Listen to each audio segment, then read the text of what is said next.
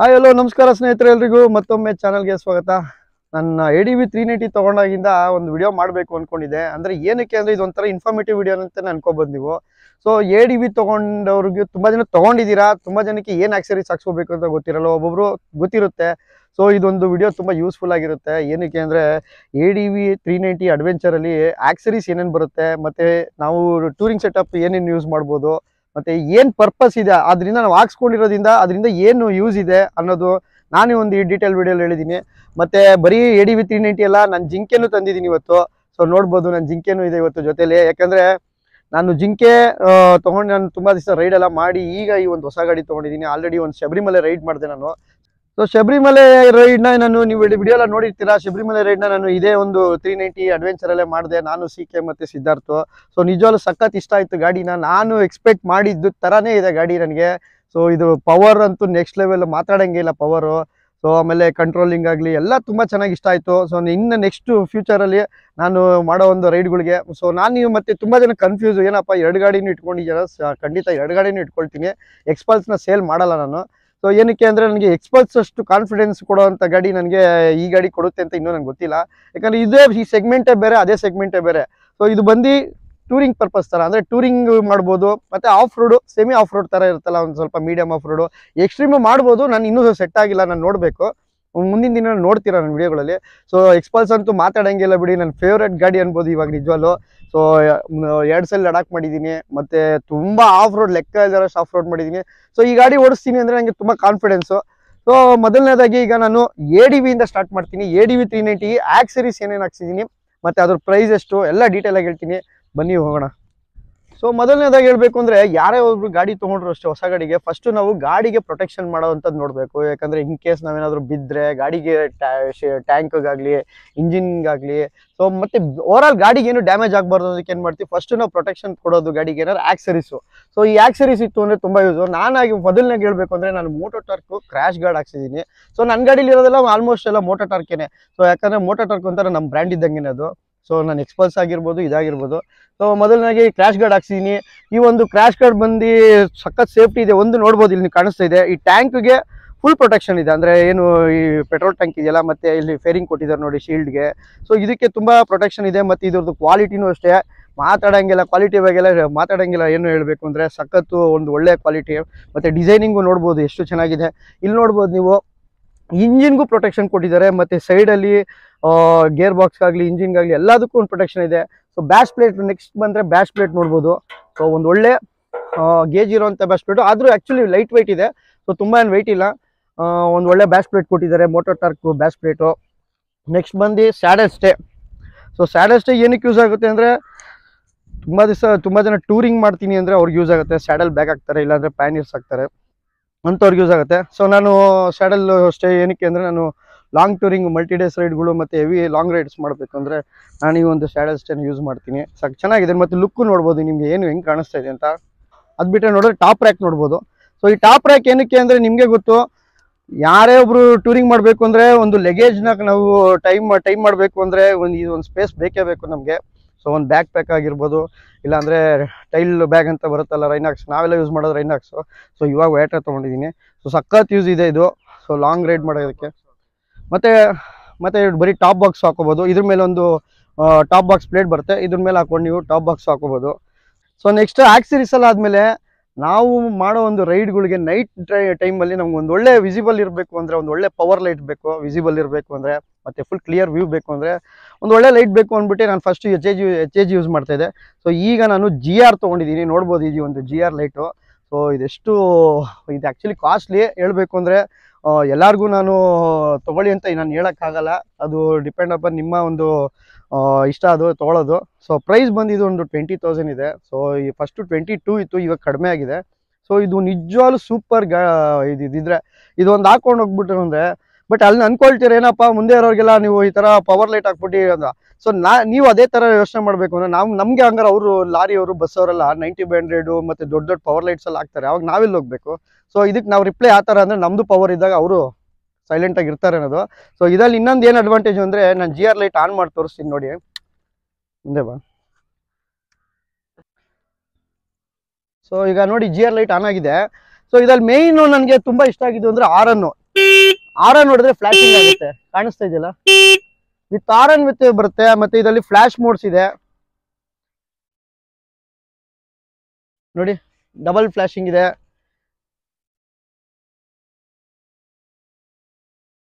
ಇಲ್ಲ ಕಂಟಿನ್ಯೂ ಮಾಡಿ.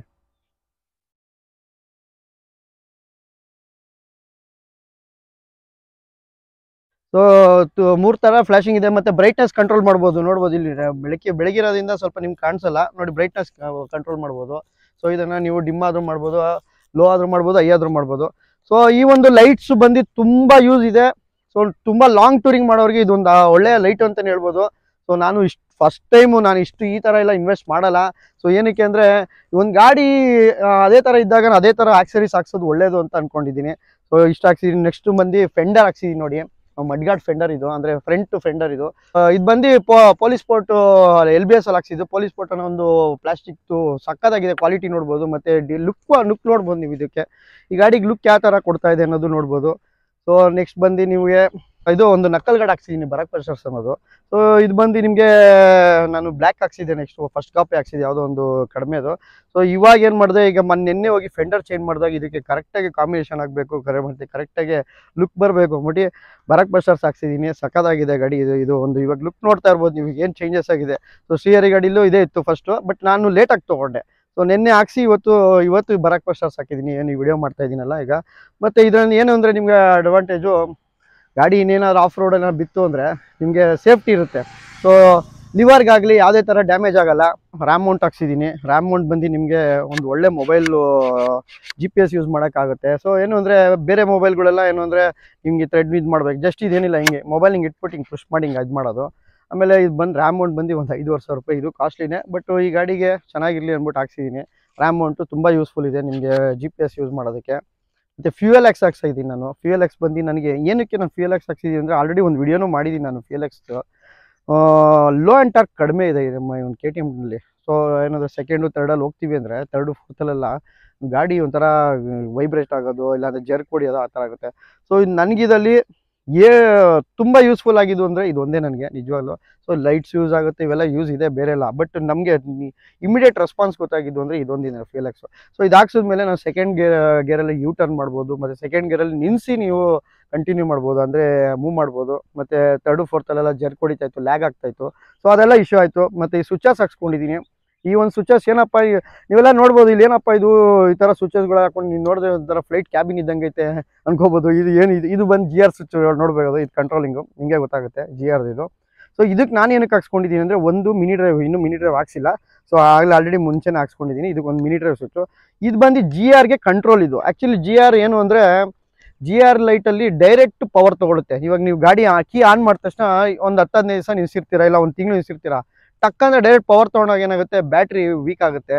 ಸೊ ಅದಾಗಬಾರ್ದು ಅಂದ್ಬಿಟ್ಟು ನಾನು GRಗೆ ಒಂದು ಕಂಟ್ರೋಲ್ ಮಾಡ್ಕೊಂಡಿದ್ದೀನಿ. ಅಂದರೆ ನಾನು GR ಆನ್ ಮಾಡಬೇಕು ಅಂದರೆ ಈ ಸ್ವಿಚ್ ಆನ್ ಮಾಡಿದ್ರೆ GR ವರ್ಕ್ ಆಗೋದು. ಸೊ ಅವಾಗ ಏನಾಗುತ್ತೆ, ಡೈರೆಕ್ಟು ಪವರ್ ಸಪ್ಲೈ ಆಗಲ್ಲ.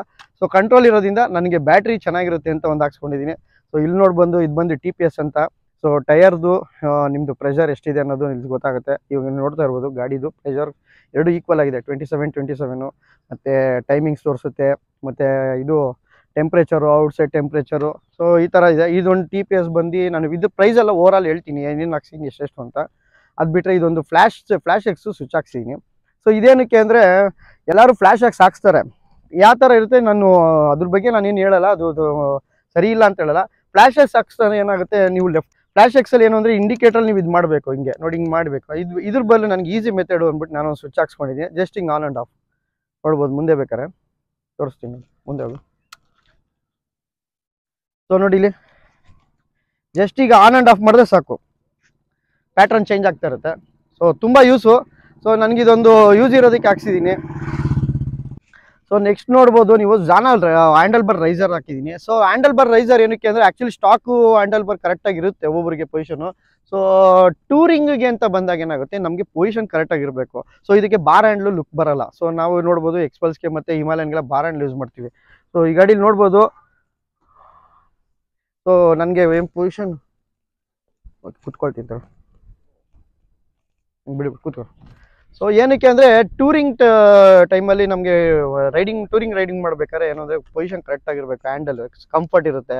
ಮತ್ತು ಎಲ್ಲೂ ನಮಗೆ ಸ್ಟ್ರೈನ್ ಆಗಲ್ಲ. ಸೊ ಅದಕ್ಕೋಸ್ಕರ ಹ್ಯಾಂಡಲ್ ಬಾರ್ ರೈಸರ್ ಹಾಕ್ಸಿದ್ದೀನಿ. ಸೊ ನೋಡಿದ್ರಲ್ಲ, ಇಷ್ಟೆಲ್ಲ ಆಕ್ಸರೀಸ್ ಹಾಕ್ಸಿದ್ದೀನಿ ಮತ್ತು ಏನೇನು ಯೂಸು ಅಂತಲೂ ಹೇಳಿದ್ದೀನಿ. ಸೊ ನಿಮಗೆ ಇದು ತುಂಬ ಯೂಸ್ಫುಲ್ ಆಗುತ್ತೆ ಅಂದ್ಕೊಂಡಿದ್ದೀನಿ.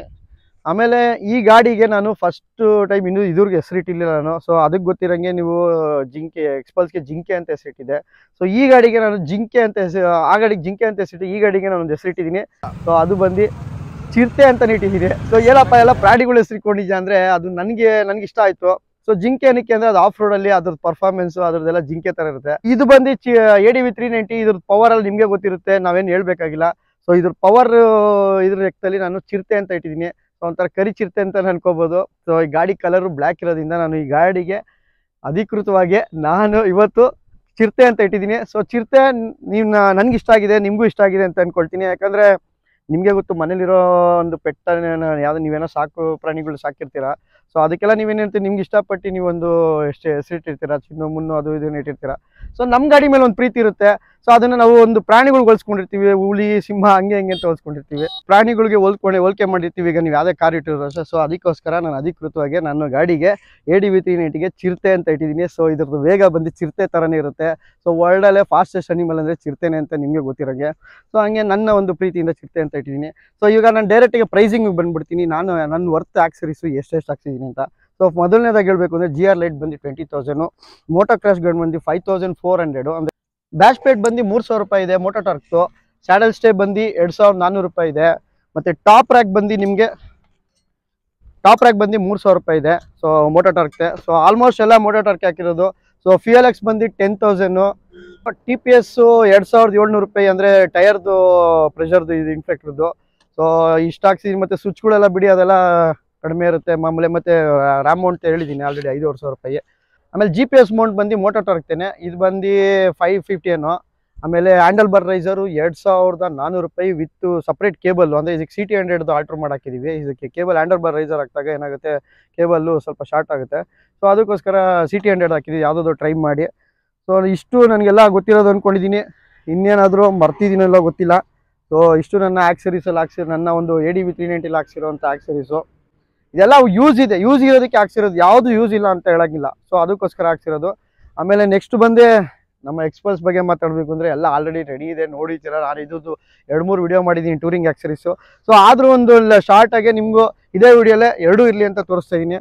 ಮ್ಯಾಡ್ ಡಾಗ್ ಲೈಟ್ಸ್ ಹಾಕ್ಸಿದ್ದೀನಿ, ಇದಕ್ಕೂ ಫಸ್ಟ್ ಕಾಪಿ ಬರಾಕ್ ಬಸ್ಟರ್ಸ್ ಹಾಕಿದ್ದೀನಿ, ಕ್ರ್ಯಾಶ್ ಗಾರ್ಡ್ ಮೋಟರ್ ಟಾರ್ಕ್ ಹಾಕ್ಸಿದ್ದೀನಿ, ಮತ್ತು ಟಾಪ್ ಪ್ಲೇಟ್ ಅಂತೂ ಮೋಟೋ ಟಾರ್ಕೆ.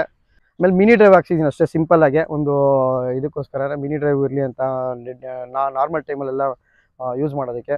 ಸೊ ಇಷ್ಟು ಹಾಕ್ಸಿದ್ದೀನಿ ನನ್ನ ಒಂದು 2 ಗಾಡೀಲಿ. ಆಲ್ಮೋಸ್ಟು ನಾನು 2 ಗಾಡಿಗೂ ಟೂರಿಂಗ್ ಸೆಟಪ್ ಮಾಡ್ಕೊಂಡಿದ್ದೀನಿ. ಇನ್ನು ಮಿಕ್ಕಿದೆಲ್ಲ ಮಂದಿ ನಿಮಗೆ ಗೊತ್ತಿರುತ್ತೆ. ಟೂರಿಂಗ್ ಟೈಮಲ್ಲಿ ನಾವು ಬ್ಯಾಗ್ ಯಾವ್ದು ಯೂಸ್ ಮಾಡ್ತೀವಿ, ಮತ್ತು ಬೇರೆ ಬೇರೆ. ಆಮೇಲೆ ಮೇಯ್ನಾಗಿ ಹೇಳಬೇಕು ಅಂದರೆ ಹೆಲ್ಮೆಟ್ ತೊಗೊಂಡಿದ್ದೀನಿ ಹೊಸದಾಗೆ, ಆಕ್ಸಿಸ್ ಕಂಪ್ನಿದು ಹೆಲ್ಮೆಟ್ ತೊಗೊಂಡಿದ್ದೀನಿ. ನೋಡ್ಬೋದು ಚೆನ್ನಾಗಿದೆ ಅಂತ ಅಂದ್ಕೊಳ್ಳೋದು. ಈ ವಿಡಿಯೋಲಿ ನೋಡ್ತಾ ಇರ್ಬೋದು ನೀವು ಯಾವ ಥರ ಲುಕ್ ಇದೆ ಅಂತ. ಸೊ ಆಮೇಲೆ ಇದು ರೀಸೆಂಟಾಗಿ ಸೆನಾ ತೊಗೊಂಡಿದ್ದೀನಿ. ಸೆನಾ ಬಂದು 37,000 ರೂಪಾಯಿ, ಇದೊಂದು 10,000 ರೂಪಾಯಿ ಹೆಲ್ಮೆಟು. ಇದೆಲ್ಲ ಯೂಸ್ ಇರೋದಕ್ಕೆ. ಸೆನಾ ಏನಕ್ಕೆ ಯೂಸ್ ಇದೆ ಅಂತ ನಿಮಗೆ ಗೊತ್ತು. ನಾವೆಲ್ಲ ರೈಡಿಂಗ್ ಮಾಡ್ಬೇಕಾದ್ರೆ ಹೆಂಗೆ ಯೂಸ್ ಮಾಡ್ತೀವಿ ಸೆನಾನ ಅಂತ.